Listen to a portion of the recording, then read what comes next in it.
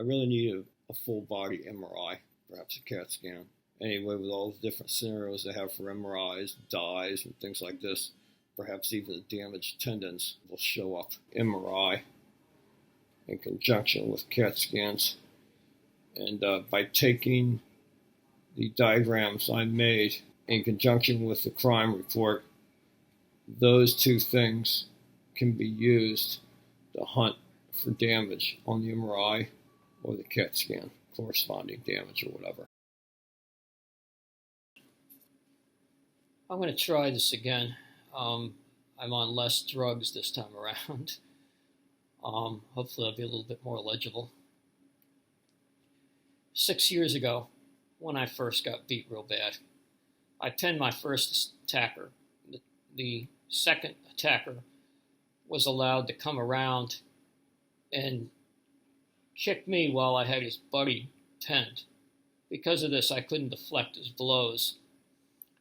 And he kicked me in various places around my body, my ribs, my back, my sides, my stomach, a few other areas. But the one that I believe put me here is the one where he kicked me in the stomach, and I had this very low pain. I didn't take it seriously.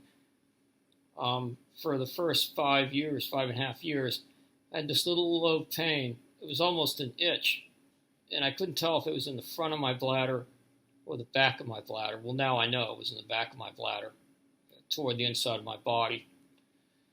And what had apparently occurred is when I got kicked, it bursted tissue. And this tissue, as it healed, it fused with the bladder, and then through time, it created a fistula, or a passage between the bowel and the bladder. Through the years, I've had these little spikes from that area, and they'd go up to 3 or 4 on the pain meter. And then all of a sudden, about 4 months ago, they started spiking to more like 8, 7, or 8, just really high. And but they would spike back down very quickly. I didn't have the knowledge I have now because I've had a lot of diagnostic tests, but I'm pretty sure those things, and I've corroborated this with medical professionals, I'm pretty sure those spikes are when gas and fecal material are passing from my bowel to my bladder. But I thought I could tough it out. I tried to get an MRI from the VA 6 years ago, and they wouldn't do it. They said it wasn't curative. A year and a half later, after the attack, I tried again. They wouldn't do it. And so I entered the rehabilitation program. I still had club hands, and they did give me the ability to use my hands. I'm never going to have normal hands, but they gave me a lot of movement range that raised the quality of my life and increased my ability to do work. But I never did end up getting the full body MRI. One of the doctors told me if I entered the system and entered the process, that'd give me a better chance of getting that. Well, I didn't get it. I have a lot of other things, and when I first got attacked, after about 6 months, I told friends of mine, I didn't realize how badly I'd been damaged the first day.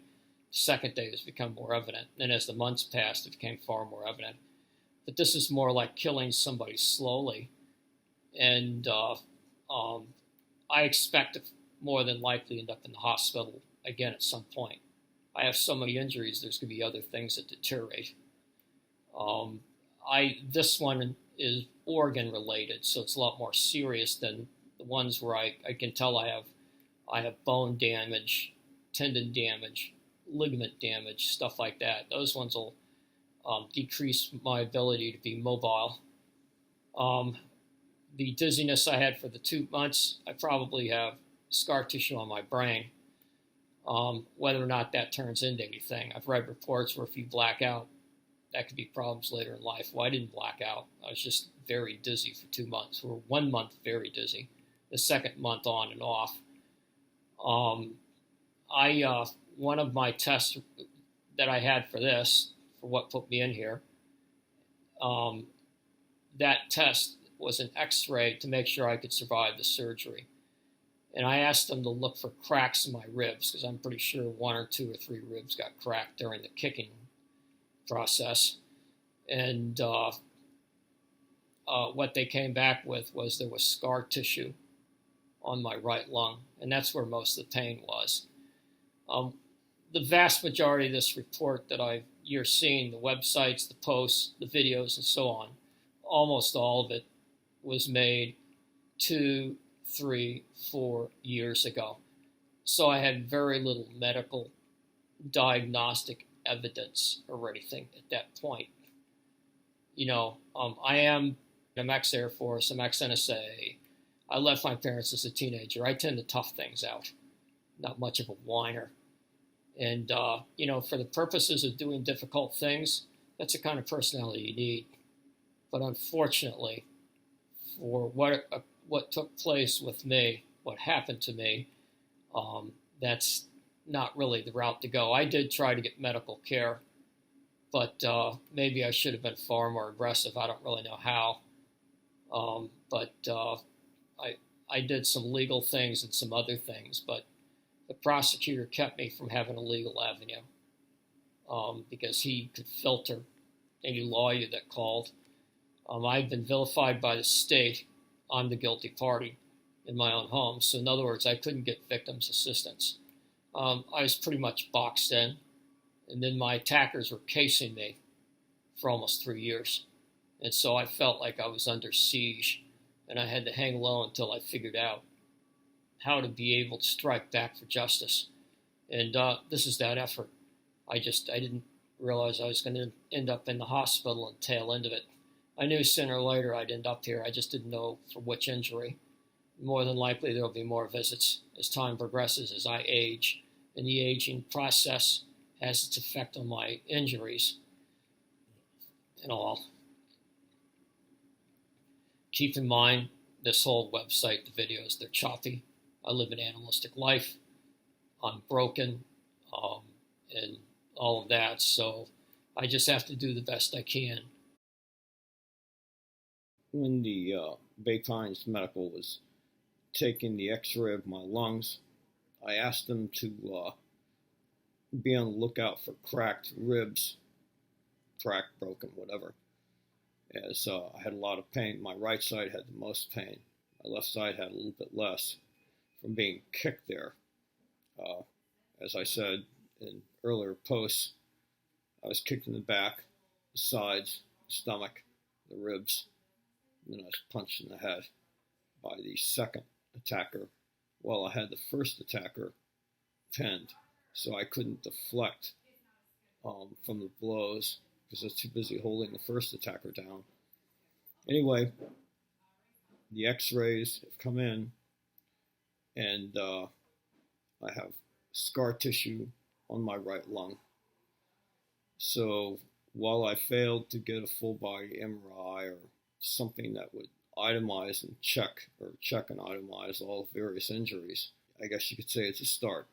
As there's more tests I'll be able to look over. I need to study how to identify bone fractures and then tendon damage through CAT scans. But I've had 2 CAT scans, which would be useful for this. As more tests come in, I'll be able to evidence more of what took place 6 years ago at the hands of these 2 home invading thugs who were protected by Florida state prosecutors and given their freedom.